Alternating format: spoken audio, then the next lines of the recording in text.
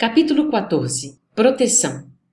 No dia imediato, logo que descansei de meus quefazeres cotidianos, atinentes à tarefa comum, regressei, ansioso, ao lar de Raquel. Era noite alta, encontrando ali o amigo fiel de Segismundo e os espíritos construtores, operando na intimidade afetuosa que caracteriza as reuniões das entidades superiores. Apuleio, o chefe, recebeu-me com amabilidade. A esposa de Adelino, ao contrário da véspera, não passava bem fisicamente. Embora mantivesse o corpo em posição de repouso, estava superexcitada, inquieta. Nossa irmã Raquel, esclareceu-me o diretor, começa a sentir o esforço de adaptação. Por enquanto, e durante alguns dias, permanecerá indisposta. Todavia, a ocorrência é passageira. Não conseguirá dormir? Perguntei. Mais tarde, respondeu ele. Por agora, terá o sono reduzido até que se formem os folhetos blastodérmicos. É o serviço inicial do feto e não podemos dispensar-lhe a cooperação ativa. Observei, interessado, a extraordinária movimentação celular no desenvolvimento da estrutura do novo corpo em formação e anotei o cuidado empregado pelos espíritos presentes para que o disco embrionário fosse esculturado com a exatidão devida. A engenharia orgânica, exclamou o chefe do trabalho, bem-humorado, reclama bases perfeitas. O corpo carnal é também um edifício delicado e complexo. Urge cuidar dos alicerces com serenidade e conhecimento. Reconheci que o serviço de segmentação celular e ajustamento dos corpúsculos, divididos ao molde do corpo perispirítico em redução, era francamente mecânico, obedecendo a disposições naturais do campo orgânico, mas toda a entidade microscópica do desenvolvimento da estrutura celular recebia o toque magnético das generosas entidades em serviço, dando-me a ideia de que toda célula filha era convenientemente preparada para sustentar a tarefa da iniciação do aparelho futuro. No intuito, talvez, de justificar o desvelo empregado, Apuleio explicou-me atencioso. Temos grandes responsabilidades na missão construtiva do mecanismo fetal. Há que remover empecilhos e auxiliar os organismos unicelulares do embrião na intimidade do útero materno para que a reencarnação, por vezes tão dificilmente projetada e elaborada, não venha a falhar de início por falta de colaboração do nosso plano, onde são tomados os compromissos. Escutava-lhe a palavra experiente e sábia com muita atenção, a fim de aproveitar-lhe todo o conteúdo educativo. Em razão disto, prosseguiu ele, o aborto muito raramente se verifica obedecendo a causas de nossa esfera de ação. Em regra geral, origina-se do recuo inesperado dos pais terrestres diante das sagradas obrigações assumidas ou aos excessos de leviandade e inconsciência criminosa das mães, menos preparadas na responsabilidade e na compreensão para este ministério divino. Entretanto, mesmo aí, encontrando vasos maternais menos dignos, tudo fazemos por nossa vez, para opor-lhes resistência aos projetos de fuga ao dever, quando essa fuga representa mero capricho da irresponsabilidade, sem qualquer base em programas edificantes. Claro, porém, que a nossa interferência no assunto, em se tratando de luta aberta contra nossos amigos reencarnados, transitoriamente esquecidos da obrigação a cumprir, tem igualmente os seus limites. Se os interessados, retrocedendo nas decisões espirituais, perseveram sistematicamente contra nós, somos compelidos a deixá-los entregues à própria sorte. Daí a razão de existirem muitos casais humanos absolutamente sem a coroa dos filhos, visto que anularam as próprias faculdades geradoras. Quando não procederam de semelhante modo no presente, sequiosos de satisfação egoística, agiram assim no passado, determinando sérias anomalias na organização psíquica que lhes é peculiar. Neste último caso, experimentam dolorosos períodos de solidão e sede afetiva, até que refaçam dignamente o patrimônio de veneração que todos nós devemos às leis de Deus. As definições do chefe dos construtores aclaravam-me o raciocínio referentemente a graves problemas da luta humana. Interessado em aprender, cooperando, busquei tomar a posição do trabalhador, procurando o serviço que me competia no campo de auxílio magnético às organizações celulares.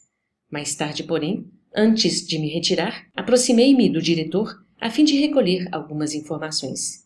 Impressionavam-me certas minudências do trabalho que se levara a efeito na noite anterior. Por que processo conseguira localizar-se a ligação inicial de Segismundo ao futuro corpo? Nos órgãos geradores de Raquel. E o problema do elemento masculino mais apto? Em todos os casos de fecundação, amigos da condição de um Alexandre deveriam funcionar no serviço de escolha? Apuleio ouviu-me, com a benevolência que caracteriza as entidades elevadas, e informou. Passividade não significa ausência de cooperação. Quando Raquel aceitou a tarefa maternal, fê-lo com decisão e obediência construtiva.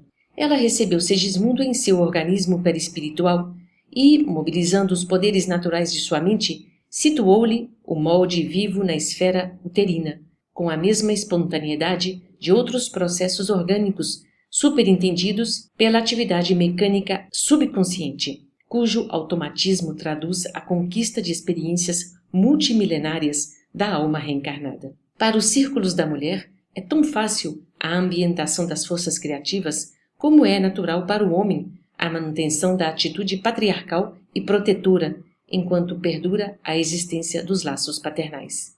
Percebendo-me a intenção de aproveitar-lhe os informes para pequenino esforço meu, no sentido de escrever para leitores encarnados, Apuleio acentuou. Teríamos grandes dificuldades em explicar aos seres humanos terrestres o fenômeno da adaptação das energias criativas no útero materno, nos processos da reencarnação. Por enquanto, a tendência da maioria dos nossos irmãos encarnados encaminha-se para a materialização de todos os nossos esclarecimentos. É preciso esperar mais tempo para ministrar-lhes certas informações que por agora seriam para eles incompreensíveis. E, sorrindo, prosseguiu. Eles se alimentam diariamente de formas mentais, sem utilizarem a boca física, valendo-se da capacidade de absorção do organismo perispirítico, mas ainda não sentem a extensão desses fenômenos em suas experiências diárias. No lar, na via pública, no trabalho, nas diversões, cada criatura recebe o alimento mental que lhe é trazido por aqueles com quem convive, temperado com o magnetismo pessoal de cada um. Dessa alimentação dependem, na maioria das vezes, mormente para a imensa percentagem de encarnados que ainda não alcançaram o domínio das próprias emoções, os estados íntimos de felicidade ou desgosto, de prazer ou sofrimento. Segundo você pode observar, também o ser humano absorve matéria mental em todas as horas do dia, ambientando-a dentro de si mesmo nos círculos mais íntimos da própria estrutura fisiológica. O chefe dos construtores fixou-me, bem-humorado, a expressão de surpresa ao lhe receber elucidações tão simples em assunto tão complexo e acrescentou. Em sua experiência última na crosta, quando envergava os fluidos carnais, nunca sentiu perturbação do fígado depois de um atrito verbal? Jamais experimentou o desequilíbrio momentâneo do coração, recebendo uma notícia angustiosa? Por que a desarmonia orgânica, se a hora em curso era muitas vezes de satisfação e felicidade? É que em tais momentos o ser humano recebe certa quantidade de força mental em seu campo de pensamento, como o fio recebe a carga de eletricidade positiva. O ponto de recepção está efetivamente no cérebro, mas se a criatura não está identificada com a lei de domínio emotivo, que manda selecionar as emissões que chegam até nós, ambientará a força perturbadora dentro de si mesma, na intimidade das células orgânicas, com grande prejuízo para as zonas vulneráveis. Apuleio, com muita serenidade, fez ligeiro intervalo e considerou. Se é muito difícil explicar aos seres humanos encarnados fatos rotineiros como esses a que nos referimos, repetidos com eles dezenas de vezes durante cada dia de luta carnal, como informá-los com exatidão e minúcias quanto à ambientação do molde vivo para edificação fetal na intimidade uterina? Precisamos esperar pelo concurso do tempo para conjugar as nossas experiências. Animado com as elucidações recebidas, observei. Tem razão. Ainda hoje, embora a minha condição de desencarnado, não me sinto à altura de receber determinadas notícias sem alterações do meu campo emocional. Muito bem, falou o diretor, satisfeito. É que você está fazendo o longo curso de autodomínio. Somente depois dele saberá selecionar as forças que o procuram, ambientando nas zonas íntimas de sua alma apenas aquelas de teor reconfortante ou construtivo. Em seguida, fornecendo-me a impressão de desejar manter-se dentro do assunto em exame, Apuleio prosseguiu. Quanto às suas observações alusivas à colaboração de Alexandre na escolha do elemento masculino de fecundação, cumpre-me acentuar que não podemos contar, em todos os casos, com esse concurso que depende do setor de merecimento. Entretanto, quando o fator magnético não procede de cooperação elevada dessa ordem, devemos considerar que ele prevalece do mesmo modo, compreendendo-se que a esfera passiva está igualmente impregnada de energias da atração. Se o elemento masculino da fecundação está repleto de força positiva, o óvulo feminino está cheio de força receptiva. E, se esse óvulo está imantado de energias desequilibrantes, naturalmente exercerá especial atração sobre o elemento que se aproxime da sua natureza intrínseca. Em vista disso, meu amigo, a célula masculina que atinge o óvulo em primeiro lugar, para fecundá-lo, não é a mais apta em sentido de superioridade, mas em sentido de sintonia magnética, em todos os casos de fecundação para o mundo das formas. Esta é a lei pela qual os geneticistas do globo são muitas vezes surpreendidos em suas observações em face das mudanças inesperadas na estrutura de vários tipos dentro das mesmas espécies. As células possuem também o seu individualismo magnético, algo independente no campo das manifestações vitais. Nesse ponto, o diretor sorriu, prosseguindo. Se a mulher pode exercer a sua influência decisiva na escolha do companheiro, também a célula feminina, na maioria das vezes, pode exercer a sua atuação na escolha do elemento que a fecundará. Claro que nos referimos aqui a problema de ciência física, sem alusão aos problemas espirituais das tarefas, missões ou provas necessárias. Identificando-me o silencioso gesto de interrogação, o diretor observou. Sim, porque nas obrigações determinadas de certos espíritos na reencarnação, as autoridades de nossa esfera de luta dispõem de suficiente poder para intervir na lei biogenética dentro de certos limites, ajustando-lhe as disposições a caminho de objetivos especiais. Nesse momento, porém, nossa conversação foi interrompida. Pequeno grupo de entidades amigas pedia a presença de Apuleio, fora da câmara de serviço. Muito gentil, o chefe de trabalho convidou-me a acompanhá-lo. Apresentou-se o grupo com desembaraço. Constituía-se de 2 senhoras desencarnadas, amigas de Raquel, e de um amigo de Segismundo, desejosos de testemunhar-lhes afeto e dedicação na experiência em curso. Vinham de nossa colônia espiritual, em serviço de assistência a familiares detidos na crosta, e pretendiam aproveitar a oportunidade para a visita carinhosa. O diretor ouviu-os, atencioso, bem-humorado, mas, com imensa surpresa para mim, observou. Como responsáveis pela organização primordial do novo corpo de carne do nosso irmão Segismundo, agradecemos a atenção de todos, porém, não podemos autorizar a visita a esta hora. Estamos aproveitando o escasso tempo de harmonia relativa que a mente maternal nos oferece para delicados serviços de magnetização celular mais urgente. E, sorrindo, afável, acrescentou, depois do 21º dia, porém, quando o embrião atingir a configuração básica, nossos amigos podem ser visitados a qualquer hora, salientando-se que, a esse tempo, ambos, mãe e filho, conseguirão ausentar-se do corpo com facilidade. Por enquanto, nosso amigo Segismundo não pode afastar-se e a nossa irmã Raquel, ainda mesmo em estado de sono físico, é obrigada a permanecer junto de nós a pequena distância. Não há dúvida, replicou o cavalheiro de nossa esfera. Não desejamos perturbar o desenvolvimento do trabalho. Sabemos que Raquel ficaria muitíssimo comovida com o nosso abraço pessoal, comentou uma das senhoras. A alegria inesperada de qualquer modo é também um choque. É o que precisamos evitar, replicou Apuleio, satisfeito. Desejo, todavia, fazer-lhes sentir que Segismundo necessita de amparo espiritual de todos nós. Temos recomendação de notificar a todos os seus amigos quanto à presente reencarnação dele, a fim de que venham até aqui, quando lhes seja possível, não somente para beneficiá-lo com os valores do estímulo espiritual, senão também para colaborarem com as suas vibrações de simpatia na organização harmoniosa do feto. Voltaremos na primeira oportunidade, exclamou uma das visitantes que até ali se mantivera silenciosa.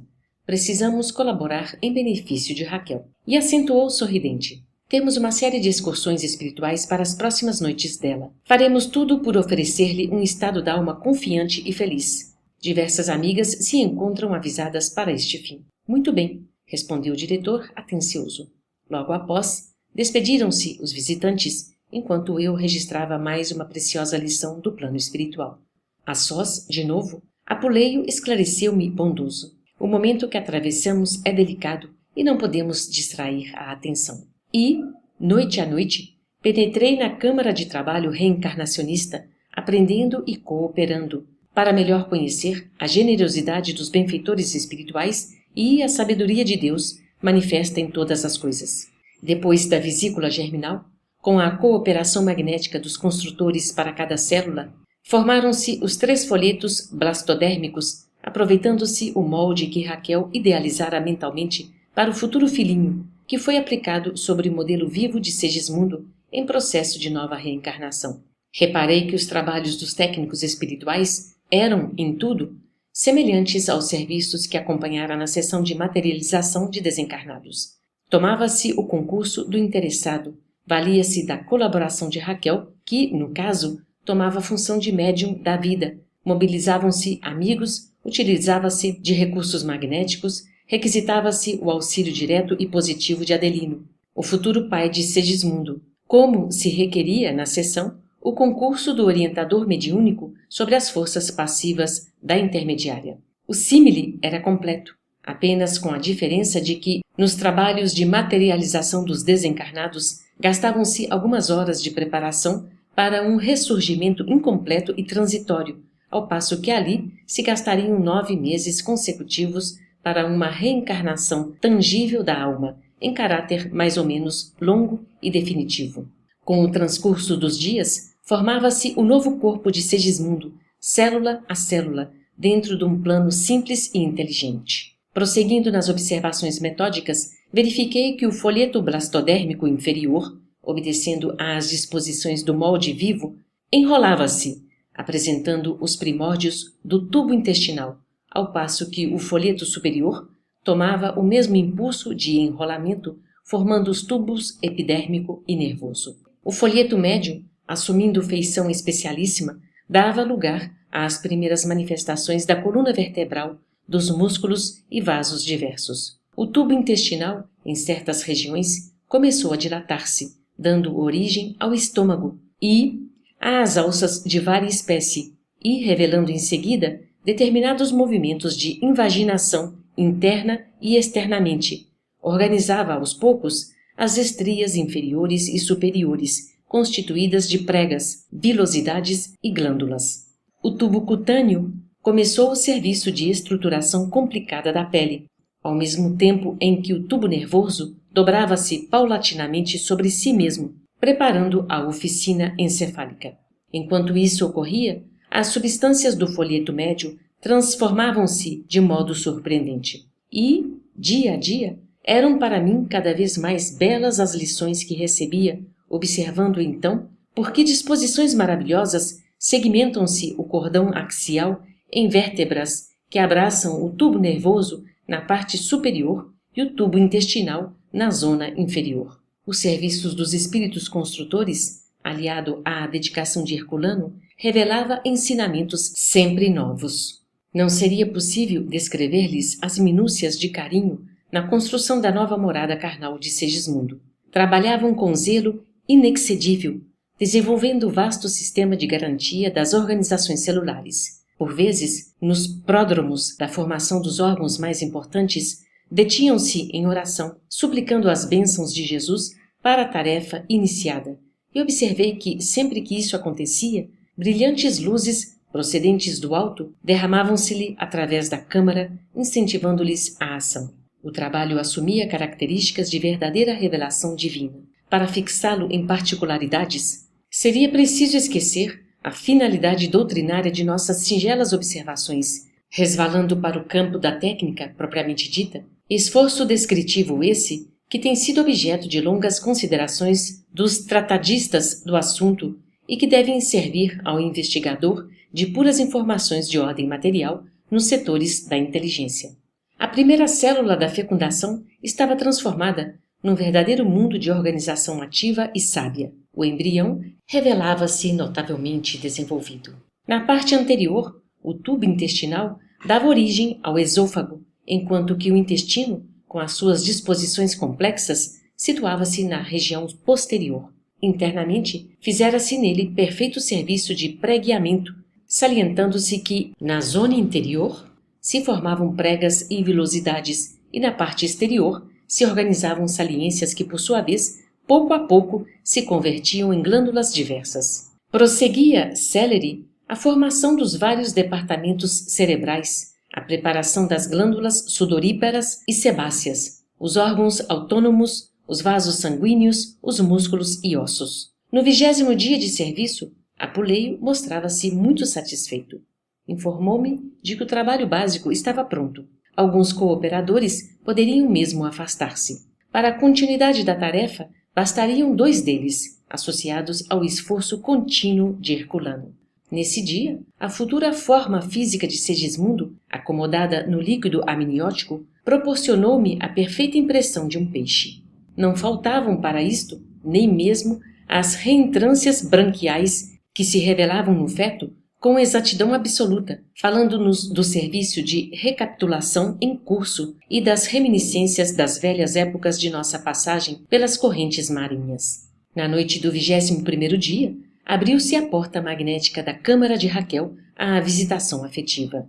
Não foram poucos os amigos espirituais que aguardavam um momento feliz. A futura mãezinha, desligada do corpo pela doce influência do sono, sentia-se aliviada, quase ditosa.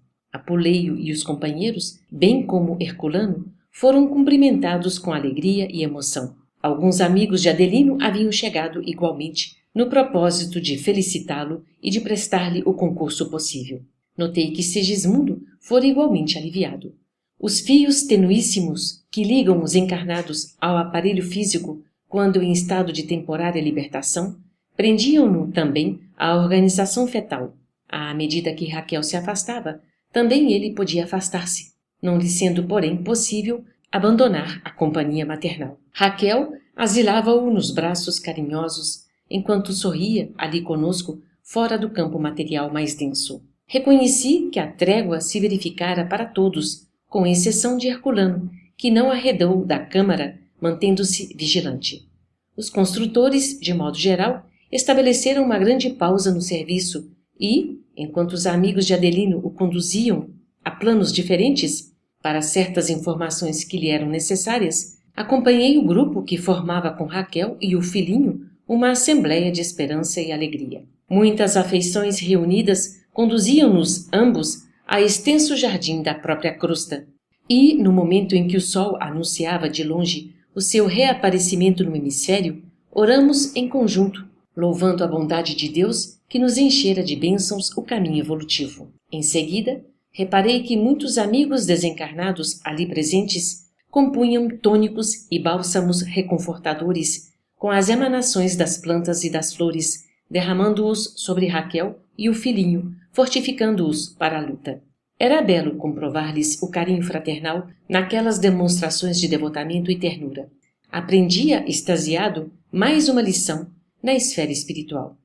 Como as aves viajoras que sabem buscar longe a penugem suave para o ninho e o precioso alimento para os filhotinhos recém-natos, a alma das mães devotadas e carinhosas sabe atravessar grandes distâncias à procura de elementos cariciosos para a formação do ninho de carne em que o filhinho bem-amado deve renascer. O serviço de organização fetal prosseguiu normalmente em vista dos hábitos respeitáveis do casal, que dia a dia parecia mais integrado com a assistência de nossa esfera de ação. O desenvolvimento da futura forma de Segismundo compelia Raquel a verdadeiros sacrifícios orgânicos. Contudo, em cada noite, pela madrugada, repetiam-se as excursões espirituais que ela e o filho recebiam dos afetos de nosso plano. O trabalho de Herculano mereceu a cooperação de inúmeros amigos. Rara a noite em que não vinham espíritos agradecidos a Segismundo velar pela harmonia da sua nova reencarnação, prestando à casa, aos pais e a ele os mais variados auxílios. Terminado o período de minhas observações fundamentais, também eu não voltei ao lar de Adelino com a mesma assiduidade. Não obstante continuar interessado no trabalho em processo, somente regressava à Câmara da Reencarnação de tempos em tempos, compelido por outro gênero de serviços junto de Alexandre. Mas, na véspera do nascimento da nova forma física de Segismundo, lá compareci, em companhia do meu venerável orientador, que fazia questão de cooperar para o fortalecimento maternal no momento culminante. Depois de prolongados esforços em que senti mais uma vez a sublime glorificação da esposa-mãe, Segismundo renascia. Assombrado com a vigorosa assistência espiritual que a nossa esfera dispensava ao assunto, ouvi Alexandre falar comovido. Está pronto o serviço de reencarnação inicial. O trabalho completo, com a plena integração de nosso amigo nos elementos físicos, somente se verificará de agora a 7 anos. Admirado e enternecido em minhas fibras mais íntimas, envolvi-me nas preces de agradecimento que formulávamos ao Senhor, reconhecendo o tesouro divino que constituía a dádiva de um corpo carnal para a nossa experiência e aprendizado na superfície da terra.